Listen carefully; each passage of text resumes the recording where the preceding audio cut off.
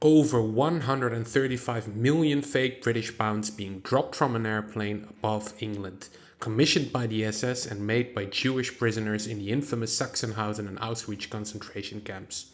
World War II is full of strange stories, and this is one of them. If you thought it could not get stranger, wait until you get to the end.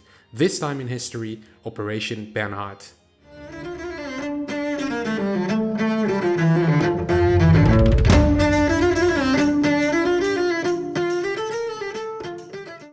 War is not only fought on a battlefield, but also through media, economy, politics, and espionage.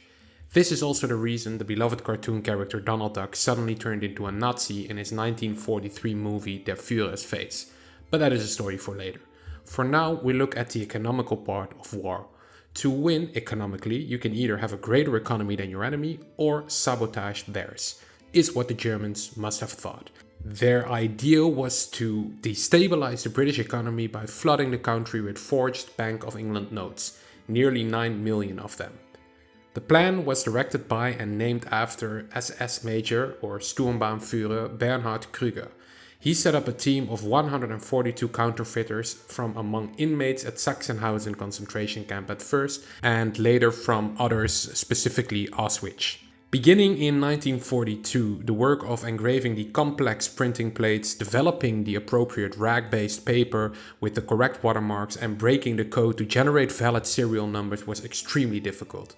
But by the time Sachsenhausen was evacuated in April 1945, the printing press there had produced over 8 million banknotes with a total value of nearly 135 million British pounds.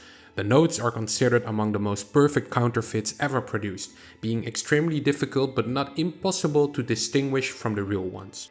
The initial plan was to destabilize the British economy by dropping the notes from an aircraft, on the assumption that while some honest people would hand them in, most people would keep the notes and spend them.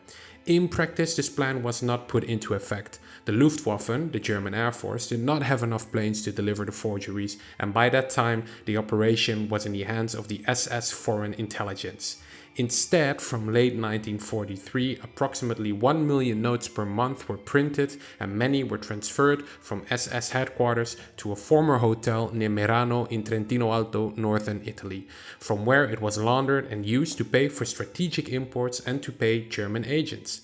It has been reported that counterfeit currency was used to finance the rescue of the arrested former Italian dictator Benito Mussolini in 1943, but there is no real evidence to confirm this.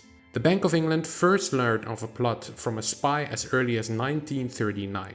It first detected the existence of the notes in 1943 and declared them the most dangerous ever seen. Clerks first recorded the counterfeits from a British bank in Tangier, Morocco. They were recorded, like all notes, in handwritten ledgers, still in the bank's archives. Every banknote issued by the Bank of England as late as 1940s was recorded in large leather-bound ledgers, as the notes were a liability of the bank. It was noted that one of the notes had already been recorded as having been paid off. The counterfeiting team also turned its attention to US currency, producing samples of one side of $100 bills on February 22, 1945, with full production scheduled to start the next day. But the Reich Security main office ordered the work to be halted and the press to be dismantled. Late April 1945, Sachsenhausen was evacuated and the counterfeiting team was transferred to Redelsipf in Austria, a subsidiary camp of Mauthausen. At the beginning of May 1945, the team was ordered to transfer again, this time to Ebensee, where they were to be killed all together. Their SS guards, however, had only one truck for their prisoners, so the transfer required 3 round trips.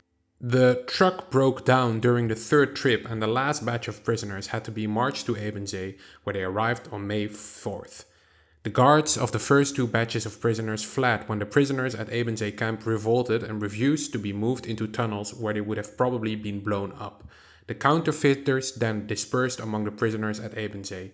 The delayed arrival of the third batch therefore saved the lives of all, as a result of the order that all of the counterfeiters had to be exterminated together. None were actually killed. The Ebensee camp was liberated by US forces on May 6, 1945.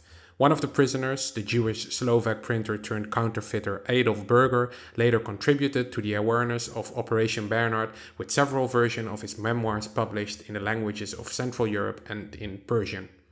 After the war, Major Bernhard Krüger was detained by the British for 2 years, then turned over to the French for another year. He said they asked him to forge documents, but that he refused. He was released in 1948 without any charges being pressed. In the 1950s, he went before a denazification court where statements were produced from the forger inmates whose lives he had been responsible for saving. He later worked for the company which had produced a special paper for Operation Bernhard forgeries. In 1989, he passed away. It is believed that most of the notes that were produced ended up at the bottom of Lake Toplitz near Ebensee, from where they were recovered by divers in 1959, but examples continue to turn up in circulation in Britain for many years. If you enjoyed this video, please take your complimentary subscription on your way out and hope to see you next time in history.